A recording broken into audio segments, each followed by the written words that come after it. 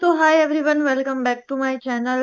और आज हम बहुत ही इंटरेस्टिंग एक रिपोर्ट को पढ़ने जा रहे हैं और जिसका नाम आप सबको पता ही होगा और इसको देख के आपको पता चल ही गया होगा कि ये क्या है। तो आज हम एक ऐसी अनक्लासिफाइड स्ट्रेटेजिक इंटेलिजेंस फाइल को डिकोड करने जा रहे हैं जो साउथ एशिया और अमेरिका के बीच चल रहे एक बहुत बड़े गुप्त टकराव को जाहिर करती है। हम बात कर रहे हैं geopolitical flash point analysis, the multi billion dollar collision in Balochistan. ठीक है, तो जब भी हम किसी युद्ध या फिर कॉन्फ्लिक्ट के बारे में सुनते हैं तो हमें लगता है कि ये सिर्फ दो देशों के बीच की बात है, लेकिन पर्दे के पीछे चल रहा होता है हजारों करोड़ रुपए का खेल। तो इस रिपोर्ट के मुताबिक, ठीक है, तीन बड़े फैक्टर्स एक साथ टकरा रहे हैं। पहला है बलूचिस्तान रीजन में तेजी से बढ़ती हुई इंसर्जेंसी। दूसरा है अफगानिस्तान से निकली हुई एडवांस अमेरिकन वेपनरी का अनकंट्रोल्ड फ्लो। और तीसरा है इन दोनों के बीच फंसा हुआ अमेरिका। अमेरिका का एक बहुत बड़ा 1.3 बिलियन डॉलर का स्ट्रेटेजिक इन्वेस्टमेंट। तो वीडियो को एंड तक जरूर देखना, आप सबको ये समझ आएगा अच्छे से कि ये क्या हो रहा है, पूरा मामला क्या है। देखो, तो अभी हमने देखा कि 1.3 बिलियन डॉलर का इन्वेस्टमेंट दांव पर है, लेकिन अचानक से इस पूरे रीजन की बेसलाइन सिक्योरिटी कैसे खत्म हो गई? ऐसा कौन सा काइनेटिक ब्लास्ट हुआ जिसने पूरे दुनिया का ध्यान इस तरफ खींचा? तो देखो, चलते हैं क्वेटा शहर के उस रेलवे ट्रैक पर। अभी इस पेज पर आपको जो ये ड्राइंग दिख रही है, डेटा दिख रहा है, इसको अच्छे से देखना। हाल ही में बलूचिस्तान का सबसे बड़ा शहर क्वेटा का रेलवे स्टेशन पर एक भयानक ब्लास्ट होता है और इसे अंजाम दिया गया था बीएलए यानी कि Balochistan liberation army suicide bombers ने। इस स्ट्राइक का टेक्टिकल असेसमेंट और नंबर्स देखो कि 20 से 25 फैटेलिटीज कंफर्म हुई है। इस हमले में 20 से 25 लोगों की तुरंत मौत हो गई है। 100 से ज्यादा लोग बुरी तरीके से जख्मी हुए हैं। इनका टारगेट कोई आम जनता नहीं बल्कि पाकिस्तानी मिलिट्री फोर्सेस और उनके परिवार थे। अब देखो, टेक्टिकल असेसमेंट क्या कहता है।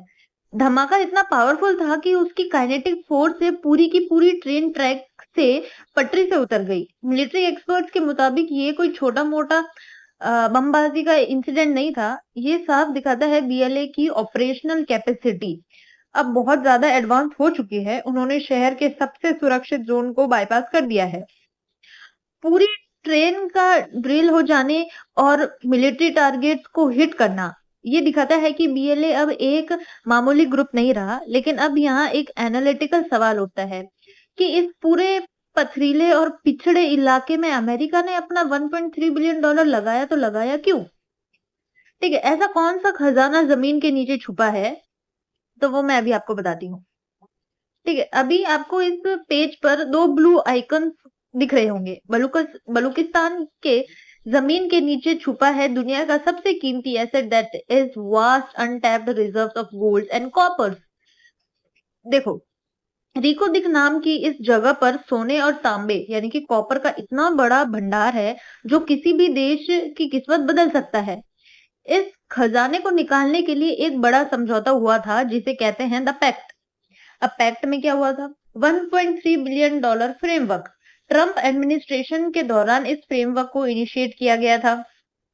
इसका ऑब्जेक्टिव ये था कि अमेरिका की बड़ी माइनिंग कंपनीज और उनका जो कैपिटल यानी कि पैसा इस इलाके में आएगा, इंफ्रास्ट्रक्चर बनाएगा और बदले में सोने तांबे की माइनिंग करेगा। इससे पाकिस्तान को पैसा मिलता है और अमेरिका को रिसोर्सेज। लेकिन अब आती है द वल्नरेबिलिटी यानी कि सबसे बड़ी कमजोरी। यूएस मीडिया और इंटेलिजेंस ने ऑफिशियली रिपोर्ट किया है कि बीएलए का एक नया रूप अब कोई छोटा मोटा खतरा नहीं रहा, ये एक डायरेक्ट प्रोजेक्ट किलिंग थ्रेट है। अगर दुश्मन इतनी ताकत से हमला करेगा तो कोई भी अमेरिकन इंजीनियर या कंपनी वहां काम करने नहीं आएगी और पूरा प्रोजेक्ट डूब जाएगा। तो देखो, सोना और कॉपर का इतना बड़ा खजाना डूबने की कगार पर है। लेकिन सोचो, अगर एक छोटा सा ग्रुप जो पहले सिर्फ छोटे मोटे पुराने हथियारों से लड़ता था, उनके पास मिलिट्री ट्रेन्स को डिरेल करने वाले एडवांस हथियार आए कहां से? तो चलो मैं आपको बताती हूँ। अब आपको अपनी स्क्रीन पर ये जो टेबल दिख रही है इसको बहुत ध्यान से देखना, क्योंकि ये जियो पॉलिटिक्स का सबसे बड़ा डोमिनो इफेक्ट है। इसे कहते हैं द प्रोलिफरेशन पाइपलाइन यानी कि हथियारों की सप्लाई चेन। 2021 विड्रॉवल देखे तो हम तो बिडेन एडमिनिस्ट्रेशन ने साल 2021 में अचानक और बहुत जल्दबाजी में अफगानिस्तान से अपनी सेना को वापस बुला लिया था। ठीक है, फिर है इस जल्दबाजी का नतीजा ये हुआ कि यूएस आर्मी अपनी अरबन रुपए की highly advance military hardware, night vision Google और ऑटोमेटिक असॉल्ट राइफल्स वहीं छोड़कर भाग गई।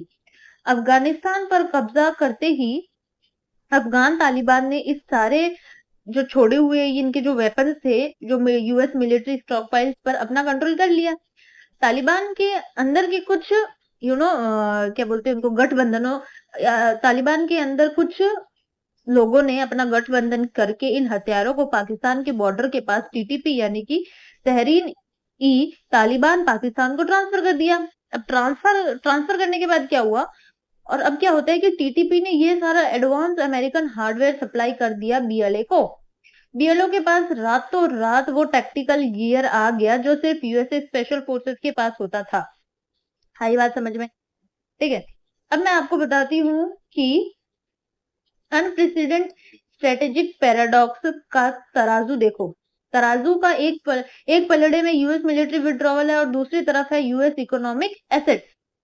आज बलूचिस्तान लिबरेशन आर्मी ये जो है यूटिलाइज कर रही है अमेरिकन वेपन्स को कि वो सिस्टमेटिकली डिसमेंटल कर दे अमेरिका का जो 1.3 बिलियन इकोनॉमिक एक्सपेंशन प्लान है। ठीक है, बात समझ में आई? अमेरिका के ही हथियार अमेरिका के ही खजाने को दुश्मन बन गए। इस पाइपलाइन के असर का अब जमीन पर दिखने लगा था। ठीक है, चलिए देखते हैं कि हथियार मिलने के बाद अटैक्स का ग्राफ कितना तेजी से ऊपर भागा। ये आपको स्क्रीन पर जो ग्राफ दिख रहा है इसको देखो, ये कोई सीधी लाइन नहीं है, ये है एक पैराबोलिक इंक्रीज यानी कि तेजी से ऊपर जाता हुआ ग्राफ। इसकी बेस लाइन है 2023-2024 यानी कि पहला अटैक बहुत कम और लो लेवल पर होते थे। अब अप्रैल 2025 से 10 दिन के अंदर बीएलए ने 27 बड़े अटैक्स किए जिसमें 40 से ज्यादा पाकिस्तानी सोल्जर मारे गए। जुलाई 2025 यानी कि द सर्च हथियार हाथ में आते ही एक महीने के अंदर 150 से ज्यादा अटैक रिकॉर्ड हुए। जियोपॉलिटिकल थिंक टैंक्स का कहना है कि ये पुराने सारे रिकॉर्ड्स को तोड़कर वॉयलेंस का एक नया टावर खड़ा कर रहा है। लेकिन जब आप न्यूज चलाते हो तो आपको ये सब क्यों नहीं दिखाते हैं? इसका जवाब छुपा है अगले पेज पे, जिसको कहते हैं the deliberation strategy of information contaminant यानी कि खबरों को छुपाने की साजिश।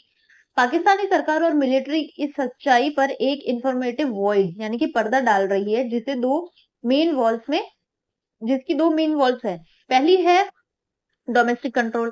अगर जनता को पता चला कि सेना लगातार हार रही है तो पूरे देश में पैनिक फैल जाएगा और मिलिट्री की कमजोरी सामने आ जाएगी। सेकेंड वॉल्व है, अगर यूएस मीडिया में ये बातें आने लगी तो अमेरिका तुरंत अपना 1.3 बिलियन का इन्वेस्टमेंट कैंसिल करके भाग जाएगी। इसलिए पाकिस्तान के बड़े ऑफिसर्स हमेशा स्ट्राइक की सिविलिटी को प्ले डाउन यानी कि छोटा दिखाने की कोशिश करते हैं। खबरों पर पर्दा तो डाल दिया, पर क्या पर्दा डालने से जमीन पर चल रही सेना की थकान कम हो जाएगी? बिल्कुल भी नहीं। तो देखते हैं कि अब इस पेज पर दिए गए हैं कि इस मिलिट्री मैप और एरो को देखो। पाकिस्तान की सेना इस वक्त 3 फ्रंट यानी कि 3 फ्रंट्स में पूरी तरह स्ट्रेच्ड है, टूटने की कगार पर है। कैसे? देखो, पहला है नॉर्थ वेस्ट फ्रंट। अफगानिस्तान के बॉर्डर से लगातार टीटीपी के बॉम्ब धमाके और घुसपैठ हो रही है। सेकंड है वेस्टर्न फ्रंट। बलूचिस्तान के अंदर बीएलए की ये तेजी से बढ़ती हुई इंसर्जेंसी सेना का रिसोर्सेज को खत्म कर रही है।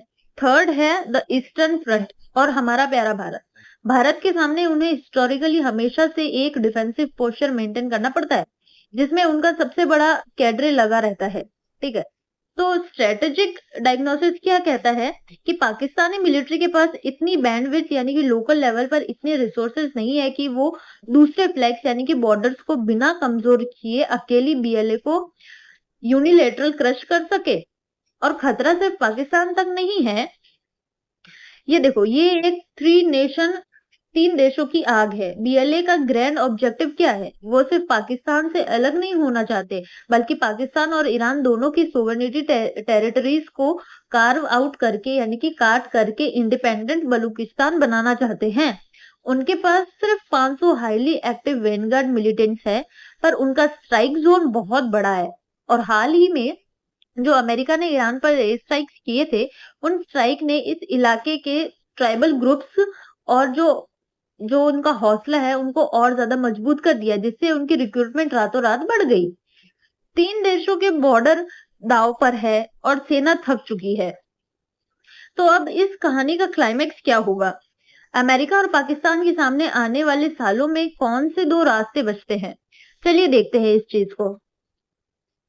अब इस फाइनल पेज के फ्लो चार्ट को बहुत ही ध्यान से समझना, क्योंकि यहाँ छुपा है भारत देश के लिए एक बहुत बड़ा जियोपॉलिटिकल एडवांटेज। इसे कहते हैं द इमिनेंट स्ट्रेटेजिक बिफर्केशन, यानी कि 2 रास्तों का तीसरा नतीजा। इस $1.3 बिलियन डिसीजन पॉइंट पर 2 ही ऑप्शंस बचते हैं।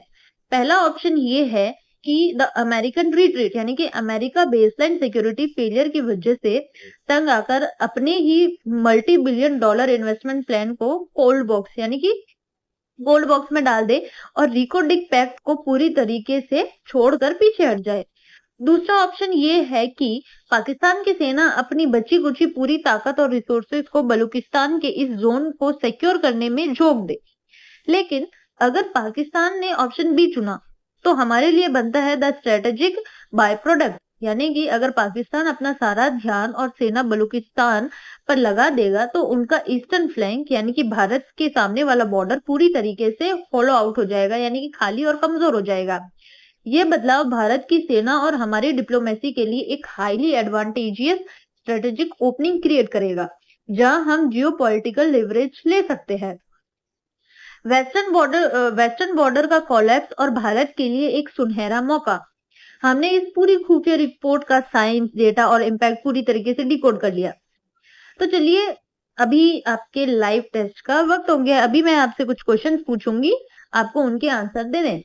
तो बलूचिस्तान के रिकोडिक माइनिंग सेक्टर में कौन से 2 सबसे कीमती अनटैप्ड एसेट छुपाए हैं, जिसके लिए अमेरिका ने $1.3 बिलियन का पैक्ट किया था? ठीक है, तो आपको क्या करना है, आपको जो भी मैं आपसे सवाल पूछ रही हूँ, इन सब के आंसर आपको कमेंट बॉक्स में देने हैं।